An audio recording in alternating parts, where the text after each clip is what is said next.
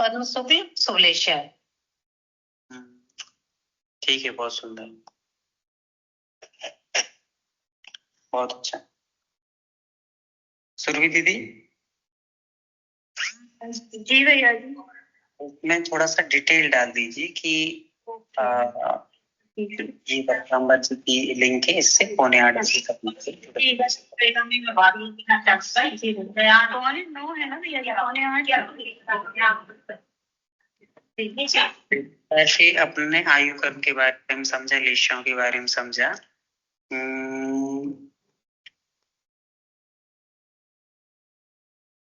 कोई आज नया सदस्य कोई जुड़ा है क्या? कोई भी नया सदस्य जुड़ा हो तो वो हैंड रेज कर लें। जुड़ा है सन्मति दीदी, आप बताइए 6 लेशियाओं की कितने भेद होते हैं? भैया जी, मैं जरा प्रवासात आहे, काही नहीं। हाँ,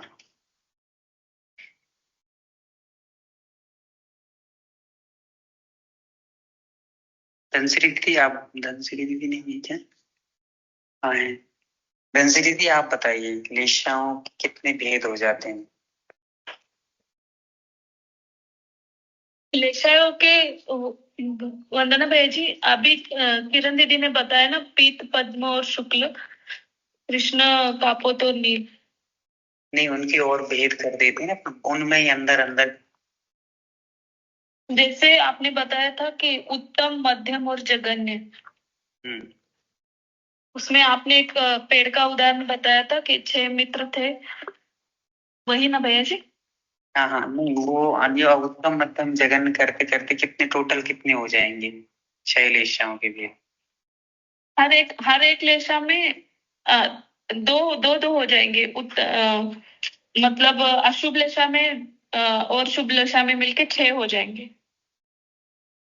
नहीं, ठीक, कोई दिक्कत नहीं। जैसे कृष्ण में 3 भाग हो गए, उत्तम मध्यम जघन, नील के 3 हुए, उत्तम मध्यम जघन, कापोत के मध्यम जघन, तो 9 ये हुए और 9 वो हो जाएंगे। वैसे के 18 वे हो जाते हैं, है ना? जी भैया जी। चलिए अपन आगे बढ़ते हैं थोड़ा सा, और सभी को 8:45 आज क्या है, चतुर्दशी है, पक्तांबर जी का अनुष्ठान चलेगा। सभी को लिंक भेजी जा रही है ग्रुप में, उस पर आपको ऐड हो जाना है।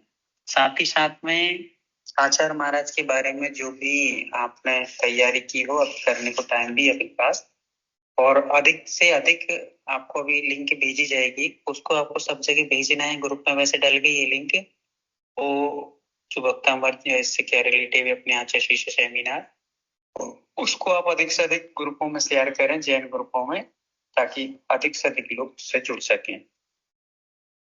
साथ ही साथ में आपसे कोई संपर्क में और अधिक जो अच्छे फैमिलीज हों, जो जुड़ नहीं पा रही हैं अभी, पर 1-1, 2-2 दिन की जुड़ सकती हैं। और साथ में चित्रानावरण, अपन लगभग ये मान के चलिए कि 56 वर्ष आचार्य ने भिक्षा का समय गुजारा है, तो 56 लोग अपन को ऐसे चाहिए जो 3 दिन में दीप प्रज्वलन और चित्रानावरण करेंगे। अपने घर में एक फोटो आपको आचार्य का रखना है, साथ में अनावरण करने के लिए कि आपको उस पर वस्त्र ढक करके रखना है और दीप रखना है। तो यहाँ से जैसे ही अनाउंस किया जाएगा कि दीप प्रज्वलन करें, चित्रानावरण करें, तो आपको जैसे आप अभी जुड़ रहे हैं वैसे ही जुड़ करके ऑनलाइन वीडियो को दिखाते हुए आप घर में ही अपने चित्रानावरण करेंगे। तो उसके लिए आप अपना नाम दे दें और साथ में अधिक से अधिक और लोगों को जोड़ने का प्रयास करें। भले ही वो 1 दिन जुड़े, 2 दिन जुड़े, जैसे भी उनकी अनुकूलता हो सके जोड़ने का प्रयास करना है। साथ ही साथ में आपको किसी न किसी टॉपिक पर, जो टॉपिक भेजे गए हैं, बहुत सारे टॉपिक हैं, बचपन है, वैराग्य, समर्पण है, गुरु भक्ति है, तप है, त्याग है, समाधि है, कोई भी एक विषय को लेकर 5 से 7 मिनट आपको तैयारी करके बोलने का अच्छे से अच्छा प्रयास करना है ना। तो आप अभी भी कोई नाम देना चाहता हो तो अभी 5 मिनट 10 मिनट अपन क्लास चलाएंगे, उसके बाद फिर आप अपने नाम लिखवा करके यहाँ पर अगले वक्तांबर जी के लिए जुड़ेंगे। अपन लोग सबसे पहले आज समझते हैं कर्मों के भेद। कर्म की परिभाषा अपन लोगों ने समझ ली है, भेद समझते हैं। ज्ञानावरण के 5 भेद हैं। कितने भेद हैं? 5 हैं। दर्शनावर्णी के 9 भेद हैं। फिर मोहिनी के 28 वेद हैं।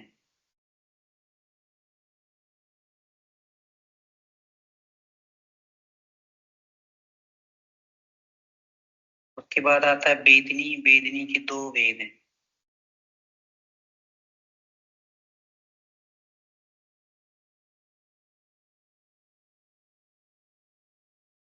हो गया। फिर आता है आयु। आयु के 4 वेद हैं। वेदनी के कितने बोले भैया? 2 वेद।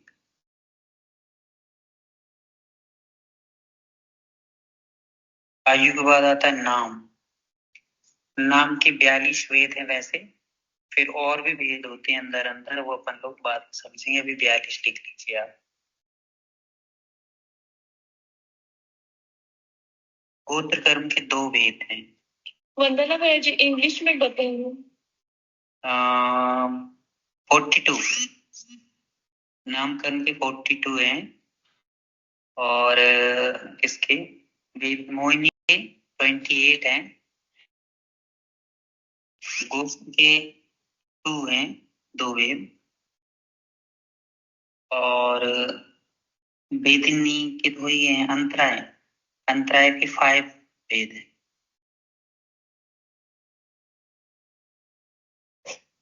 कोई रह तो नहीं गया? ज्ञानावर्णी के 5, दर्शनावर्णी के 9, मोहिनी के 28, वेदिनी के 2 और आयु के 4, नाम के 42, गोत्र के 2, अंतराय के 5।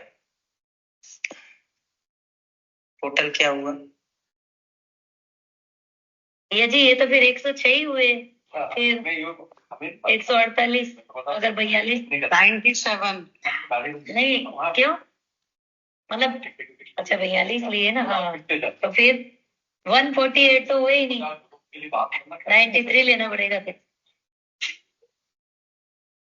अभी फिलहाल में इतने ही लो, फिर उसके भेद प्रभेद करेंगे, वो अपन समझेंगे आगे।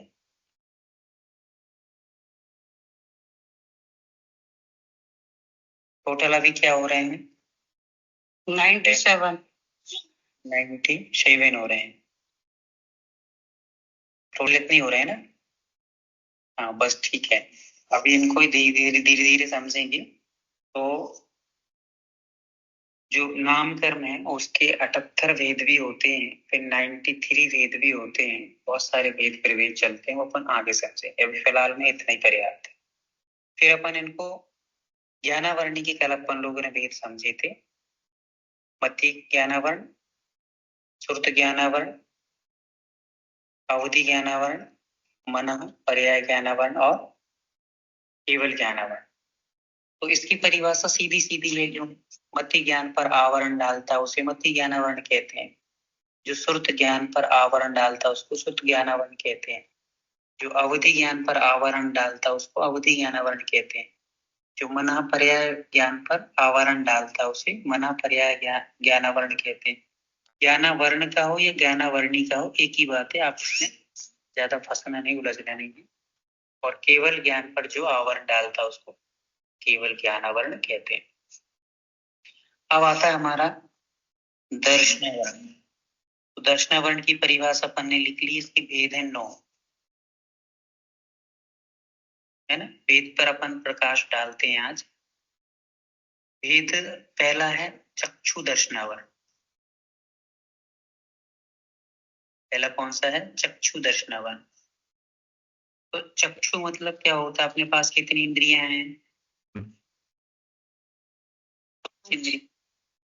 तो चक्षु को हटा दिया तो कितनी इंद्री बचती हैं? 4।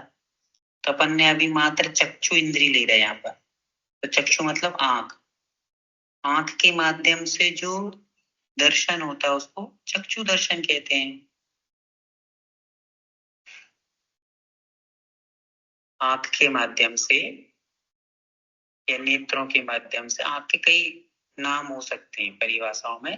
कोई नेत्र कह सकता है, कोई नयन कह सकता है, कोई आंख कह सकता है, कोई चक्षु कह सकता है। कि चक्षु के द्वारा जो दर्शन होता है उसे चक्षु दर्शनावरण के चक्षु दर्शन कहते हैं। ठीक है, ये तो हो गई किसकी परिभाषा? चक्षु दर्शनावरण की, चक्षु की हो गई। फिर ऐसे जो चक्षु दर्शन अपन ने समझा है कि चक्षु के द्वारा जो दर्शन होता है उसको चक्षु दर्शन कहते हैं। चक्षु दर्शन पर जो आवरण डालता है उसको चक्षु दर्शनावरण कहते हैं। समझ में आ रहा है? चक्षु दर्शन किसे कहते हैं? जो चक्षु के द्वारा दर्शन होता है या आंखों के द्वारा जो दर्शन होता है उसको चक्षु दर्शन कहते हैं। तो चक्षु दर्शन को जो आवरण करता है मतलब ढकता है उसको चक्षु दर्शनावरण कहते हैं।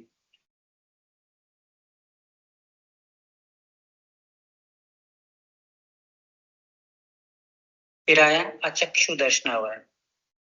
तो पहले अपन अचक्षु दर्शन की परिभाषा समझेंगे। अचक्षु दर्शन किसे कहते हैं? तो चक्षु को छोड़कर शेष जो 4 इंद्रियां हमारे पास बची हैं, कौन कौन सी बची हैं? प्रेरणा दीदी। स्पर्शन, रसना, घ्राण और कर्ण। तो चक्षु को छोड़कर शेष 4 इंद्रियों से जो दर्शन होता है उसको अचक्षु दर्शन कहते हैं। चक्षु को छोड़कर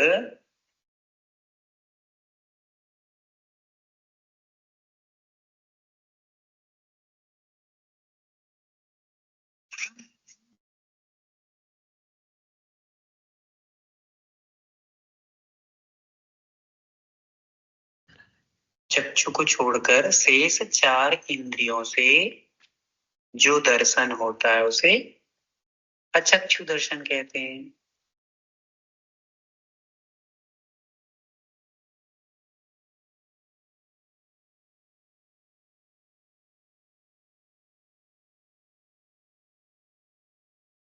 ऐसे अचक्षु दर्शन पर जो आवरण डालता है उसको अचक्षु दर्शनावरण कहते हैं।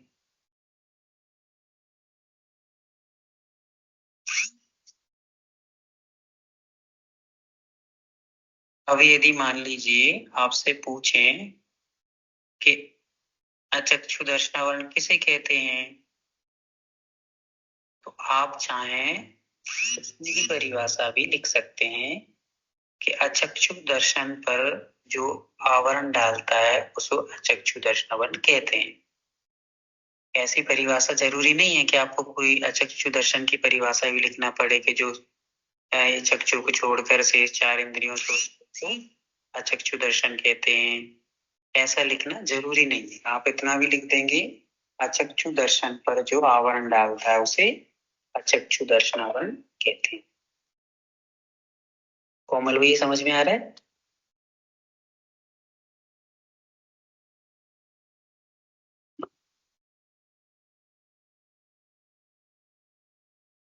जी भैया जी, वंदना भैया जी। क्या समझ में आया?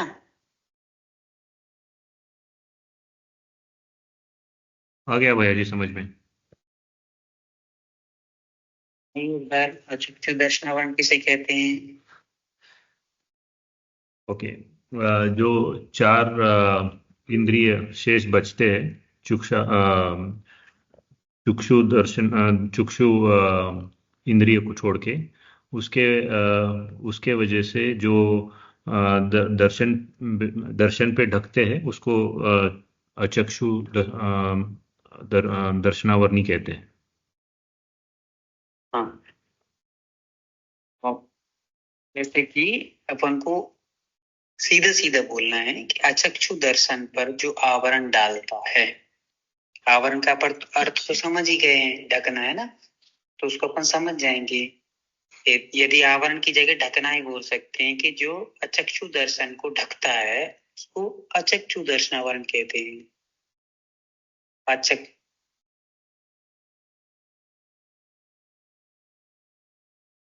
चलिए श्वेता दीदी बोलिए आप, चक्षु दर्शनावरण किसे कहते हैं? जो चक्षु दर्शन पर आवरण डालता है उसको चक्षु दर्शनावरण कहते हैं। बहुत सुंदर। और यदि आपसे पूछ लिया जाए चक्षु दर्शन किसे कहते हैं तो फिर क्या बोलेंगे आप? आंख के माध्यम से जो दर्शन होते हैं उसको चक्षु दर्शन कहते हैं। बहुत सुंदर, ऐसा समझना है, बहुत सुंदर।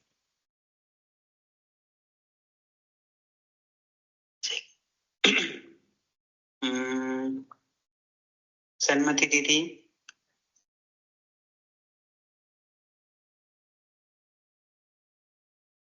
चलिए शायद विजय दीदी आप बोलेंगे? हाँ भैया जी, वंदना। हाँ बताइए दीदी, अचक्षु दर्शन किसे कहते हैं? अचक्षु दर्शन। अचक्षु दर्शन पर जो आवरण डालता है, चक्षु दर्शन पर जो आवरण डालता है उसे अचक्षु दर्शन कहते हैं। यानी एक बार फिर से प्रयास कीजिए। अचक्षु दर्शन की पूछ रहा हूँ, दर्शनावरण नहीं।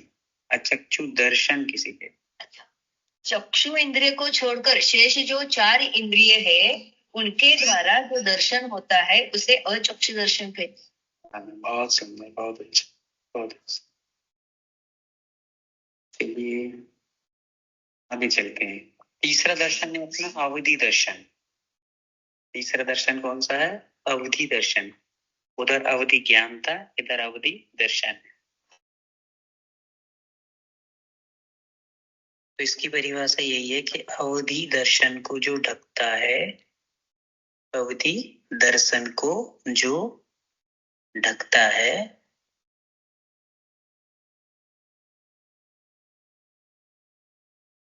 उसे अवधि दर्शन कहते हैं।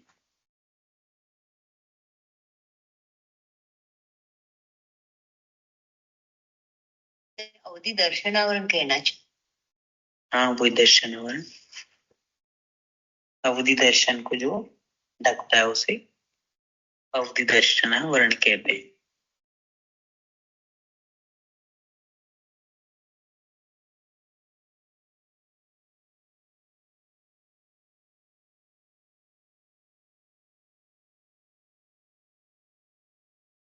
चलिए बहुत सुंदर।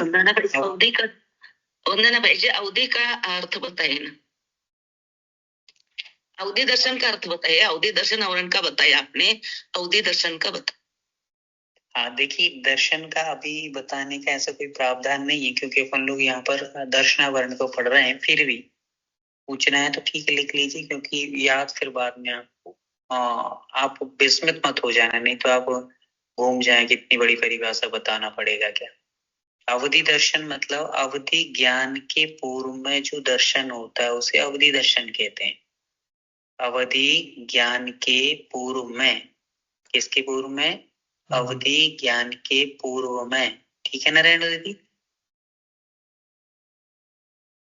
अवधि ज्ञान के पूर्व में जो दर्शन होता है उसको अवधि दर्शन कहते हैं। इसको भैया जी पहले भी बोल सकते हैं कि अवधि दर्शन से पहले जो, अवधि ज्ञान से पहले जो दर्शन होता है उसको अवधि दर्शन कहते हैं। पूर्व में ये थोड़ा कठिन करने के लिए, आसान करने के लिए पहले। हाँ ऐसा ही बोल सकते हैं, अवधि ज्ञान के पूर्व में जो दर्शन होता है उसे।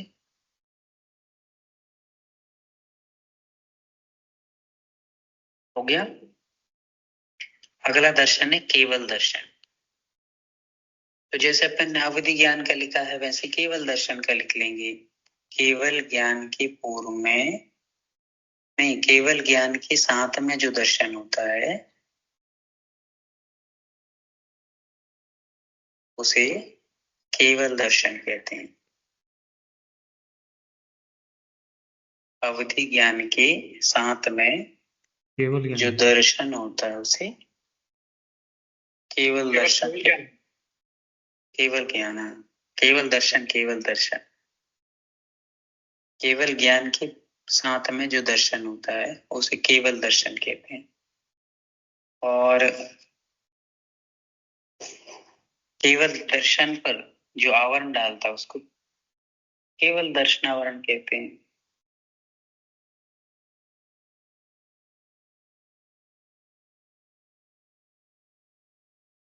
ये 4 दर्शन हुए। अब 4 के साथ कुछ निद्राएं आती हैं इसमें, उन निद्राओं को समझते हैं थोड़ा सा, फिर उसके बाद अपन चलेंगे वक्तांबर जी की ओर।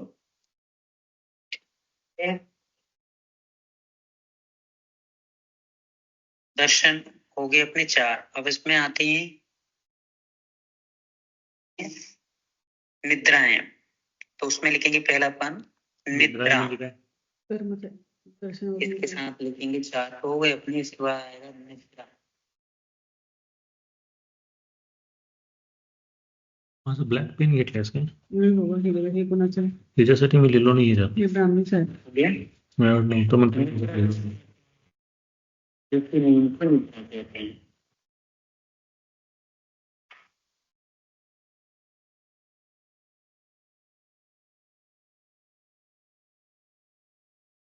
हो गया?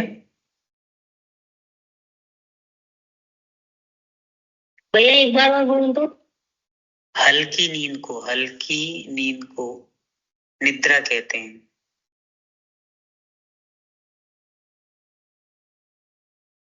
है ना? वैसे तो और भी बहुत कठिन परिभाषाएं आपको आगम में जैसे जैसे पढ़ोगे तो उसमें मिलेंगी, पर पर्याप्त इतना समझने के लिए।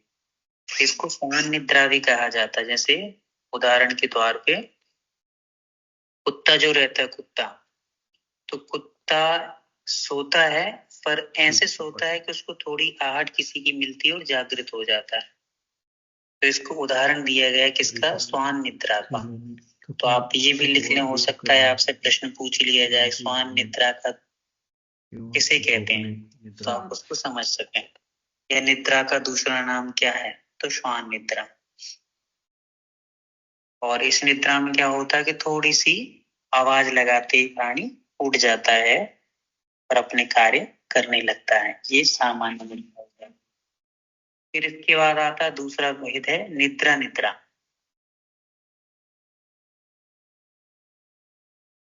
निद्रा मोडमध्ये असते, म्हणजे स्वान निद्रा मध्ये असतो तो 2 बार बोलने पे भी उठते नहीं। नींद आती है जिससे प्राणी बड़ी मुश्किल से जाग पाता है। बहुत बार जगाओ, फिर हाँ करके फिर सो जाएगा, ऐसी बहुत कठिनाई से उठना हो पाता है, उसको कहते हैं। भैया जी वापस बोलिए ना परिभाषा। आप इतना लिख लीजिए, बाकी तो शास्त्रों की भाषा में तो बहुत कठिन लगेगा। आप लिख लीजिए जिससे प्राणी बड़ी मुश्किल से जाग पाता है उसे निद्रा कहते हैं। जिससे प्राणी बड़ी मुश्किल से जाग पाता है। फिर आपके पास उस कर्मों की जो प्रयोग आएगी वीडियो, तो उसमें और आपको डिटेल मिल जाएगी। इसके अनेक ग्रंथों में अनेक प्रकार की भाषाएं मिल सकती हैं, इसलिए आप घबराना नहीं कि इसमें तो कुछ दिया, इसमें कुछ दिया है। ये तो समझने के तौर पे इतना पर्याप्त है, इसका इतना ही अर्थ पर्याप्त है। बाकी तो फिर बड़े बड़े ग्रंथों में और भी आपको लंबी चौड़ी परिभाषा मिलेगी। फिर अगला वेद आता है प्रचला निद्रा, मतलब प्रचला ही कहते हैं उसको। ये भी निद्रा का एक भेद है, प्रचला।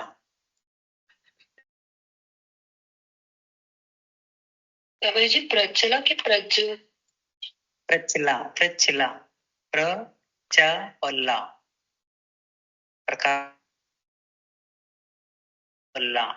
प्रचला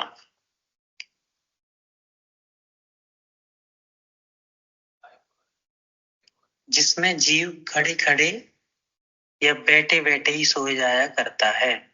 हाँ, प्रचला जिसमें जीव बैठे बैठे ही या खड़े खड़े सो जाता है,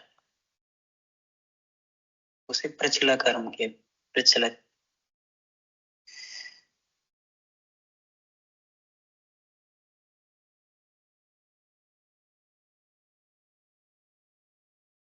हो गया। अगला है प्रचला।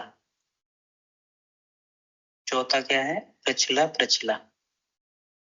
पहला निद्रा समझ लिया, फिर निद्रा निद्रा समझ लिया, फिर प्रचला समझ लिया, प्रचला प्रचला आ गया।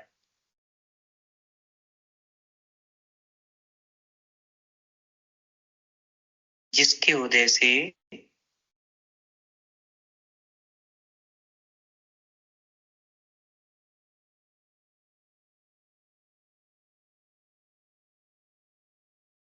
हो गया, जिसके उदय से प्राणी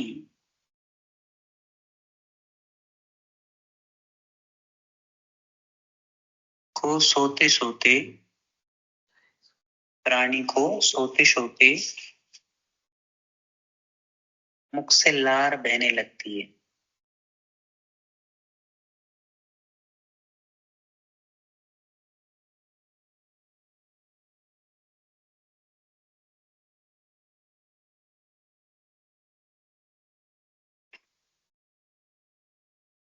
तथा हाथ पैर आदि चलायमान रहते हैं। म्हणजे काय? हात पाय मारतात त्याचे. कई लोगों को देखना आप, वो हाथ पैर है सोते समय उनके, कहीं पैर हिल रहे, कहीं हाथ हिल रहे हैं, मुंह से लार बहती रहती है। तो ये प्रचला प्रचला मतलब भेद है, निद्रा का ये भेद है, ये प्रचला प्रचला। काय मी काय बघितले मगाशी. थोडं जरा काय कर्मबांधून घेतो ना आपण आणि अंतिम भेद है झालं की ज्ञान। 9 मिनिट. ध्यान. हाफ त त्याला य असते न ग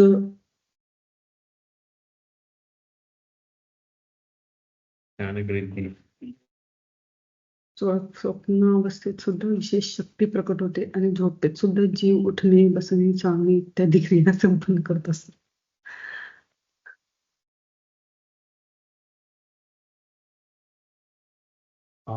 स्थाना. त्याच्यात काय वेगळं? स्थान काय स्थान? स्त्यान मराठीत घेऊन घेते तशी तुम्ही वेगळं स्वास्थ्य म्हणून विचारलं.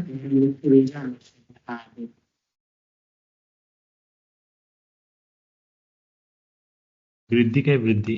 वृद्धी ग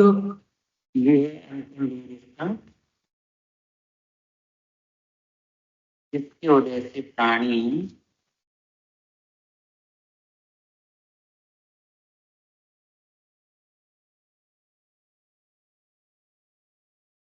प्राणी म्हणजे मनुष्य पण आले ना त्यात. प्राणी का म्हणाले? मनुष्य प्राणीचा आहे की काय? प्रगाढतम म्हणजे अति गाढ.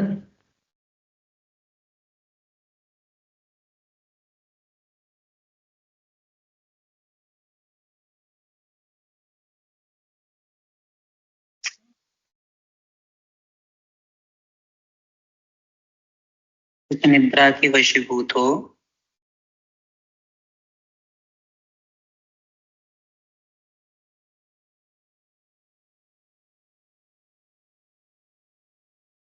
प्राणी अनेक प्रकार की चेष्टाएं करता है।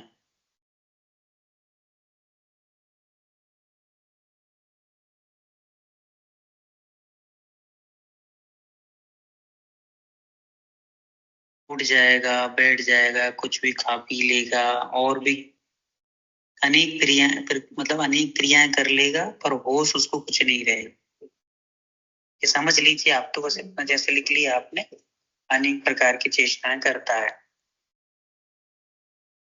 बस इसको अब समझने के लिए आप लोग ऐसा समझ लीजिए। आचाशीष के लिए उदाहरण देते थे कि एक नई बहू घर में आई और वो बहू मतलब जो थी वह गहने जेवरात आदि आदि सभी पहने हुई थी प्रारंभ में। तो वो रात में उसको स्नान निद्रा आई और उसने अपना गेट खोला, कमरे का गेट खोल करके बाहर चली गई। बाहर जाकर के वो एक जंगल में पहुंची और वहां एक पत्थर को उठाया, उसने बहुत बड़ी चट्टान को उठा लिया, उसके नीचे अपने पूरे गहने जेवरात आदि रख करके और वापस लौट करके आकर के कमरे में सो गई।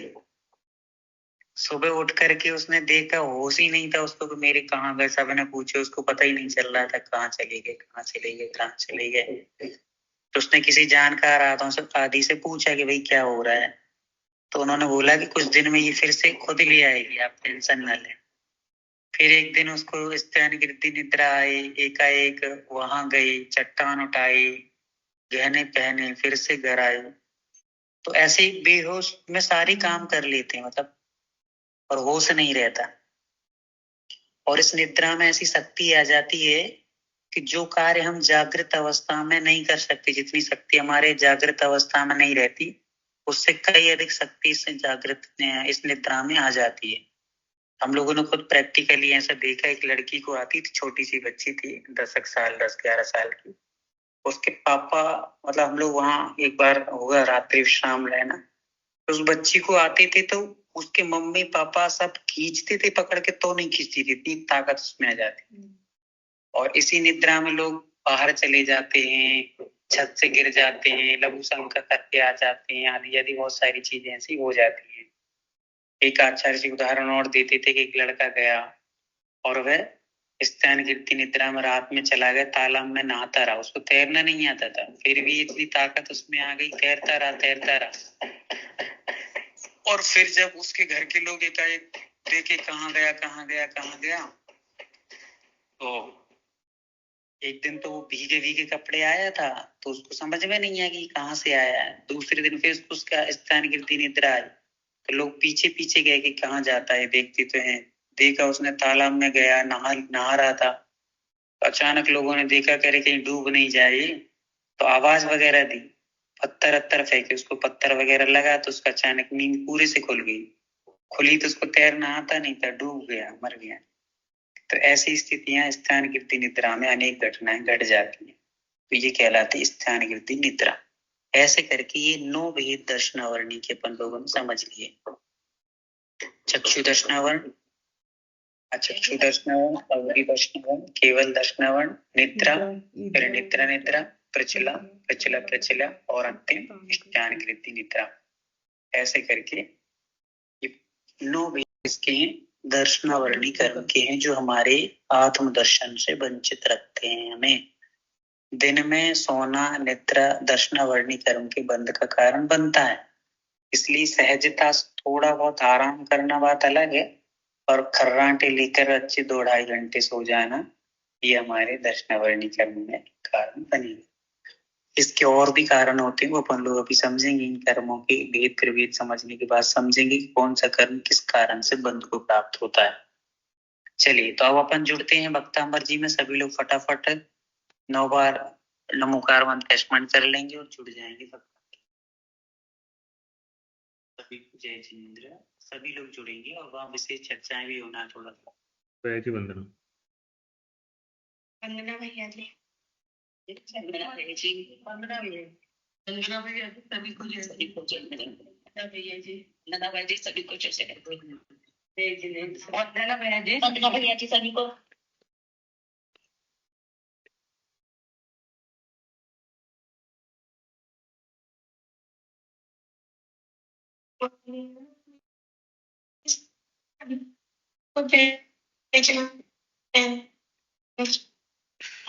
सभी को जय जिनेंद्र। वंदना भैया जी, वंदना भैया जी, सभी को जय जिनेंद्र।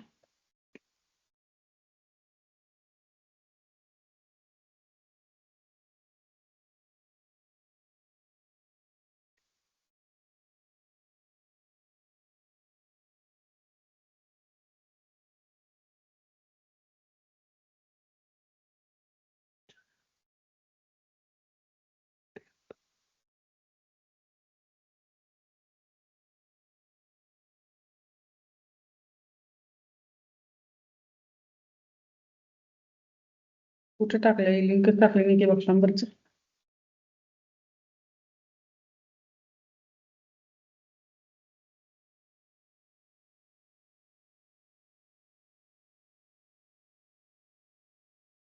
लिंक नहीं आलं, रेकॉर्ड व्हायला नहीं बंद कर क्या था लीव